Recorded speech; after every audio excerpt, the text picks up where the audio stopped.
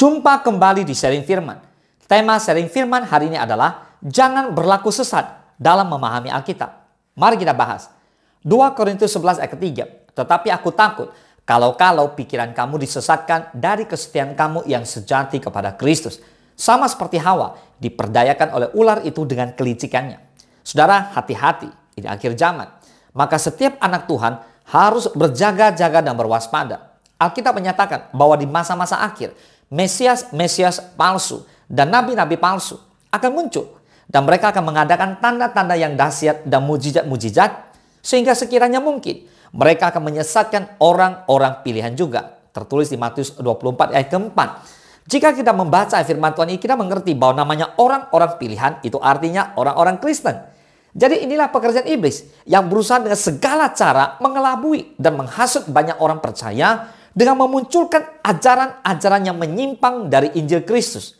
Supaya dalam diri mereka timbul keraguan-raguan dan ketidakpercayaan. Nah, bagi orang percaya yang tidak berakar kuat di dalam Tuhan dan firman Tuhan, maka pasti akan mudah terseret. Inilah yang Rasul Paulus takutkan dan khawatirkan. Makanya saudara, hati-hati. Banyak orang bertanya, setan ada di mana? Iblis ada di mana? Di luar gedung gereja atau di dalam gedung gereja?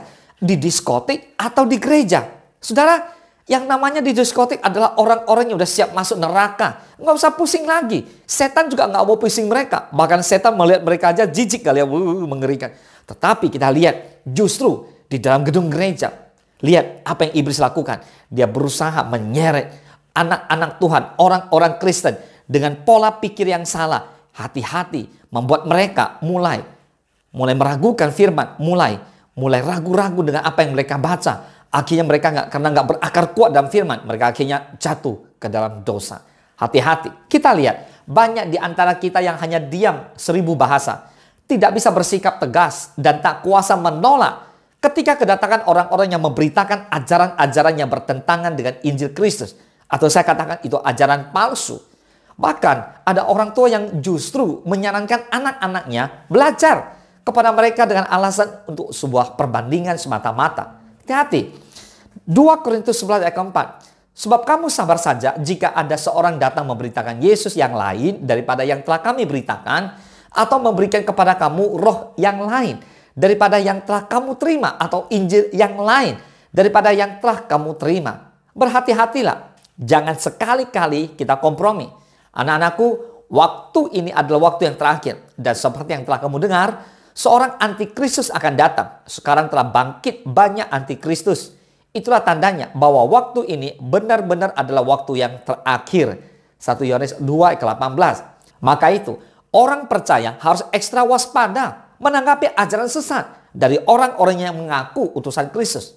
Padahal mereka seperti musuh dalam selimut. Mereka ada di sekitar kita. Mereka ada di dalam gedung gereja. Hati-hati, lengah sedikit. Mereka siap menerkam. Rasul Paulus berkata, tetapi sekalipun kami atau seorang malaikat dari sorga yang memberitakan kepada kamu suatu Injil yang berbeda dengan Injil yang telah kami beritakan kepada kamu, terkutuklah dia. Galatia 1 ayat 8. Makanya saudara harus baca, merenungkan, dan melakukan firman Tuhan dengan konsisten. Mintalah hikmat dari Tuhan saudara untuk memahami ayat demi ayat yang saudara baca. Ingat, melekat kepada Tuhan dan berakar dalam firman Tuhan adalah kunci melawan tipu muslihat iblis. Saudara sadar nggak? Menentukan makna Alkitab itu adalah salah satu tugas yang paling penting yang dimiliki oleh setiap orang percaya dalam kehidupan ini. Tuhan tidak pernah memberitahu kita bahwa kita hanya perlu sekedar membaca Alkitab. Tuhan mau kita perlu mempelajari Alkitab dan menggunakannya secara tepat. Bahkan kita memberitakan Injil itu sampai ujung-ujung bumi. Katakan amin. So jangan menafsirkan ayat firman Tuhan hanya dengan sepotong ayat saja. Dan salah-salah lagi mengambilnya. Dan salah-salah, saudara bisa sesat dalam memahaminya. Hati-hati. Mempelajari firman Tuhan adalah pekerjaan yang tidak mudah. Pekerjaan yang lumayan berat loh saudara. Membaca Alkitab secara sekilas atau sambil lalu, kadang memang menghasilkan kesimpulan yang sama sekali keliru mengenai apa yang telah Allah maksudkan.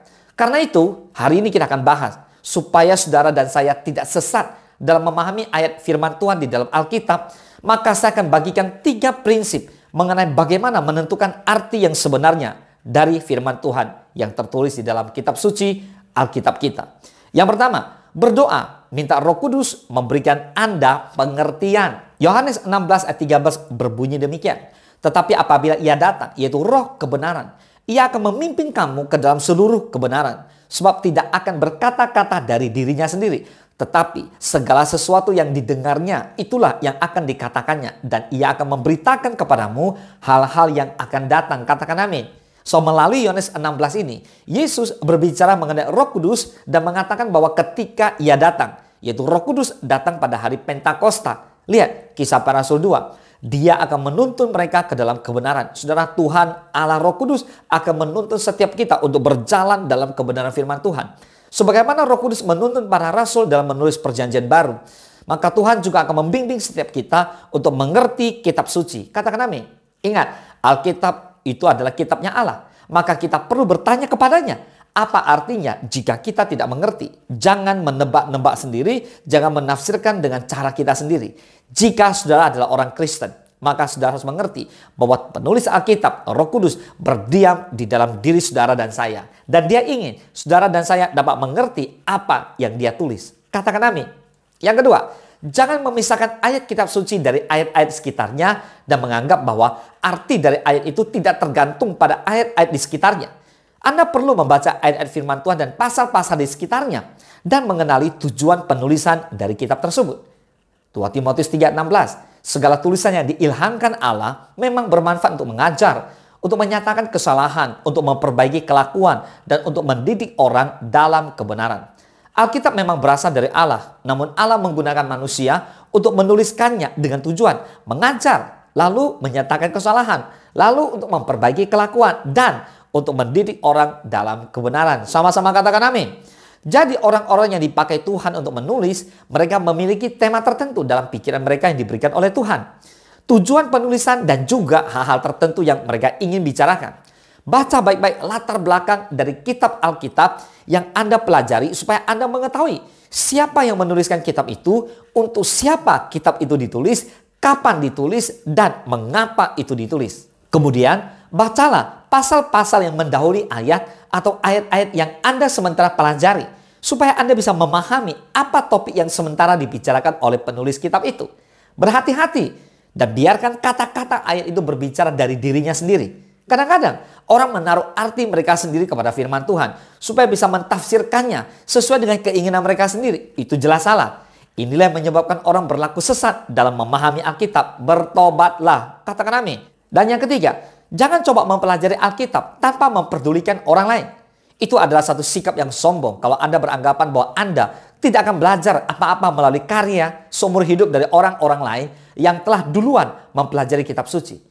Beberapa orang secara keliru berusaha memahami Alkitab dengan asumsi bahwa mereka akan bergantung semata-mata pada Roh Kudus dan karenanya bisa menemukan kebenaran kitab suci yang tersembunyi. Lihat Efesus 4 ayat 11. Dan ialah yang memberikan baik rasul-rasul maupun nabi-nabi, baik pemberita-pemberita Injil maupun gembala-gembala dan pengajar-pengajar.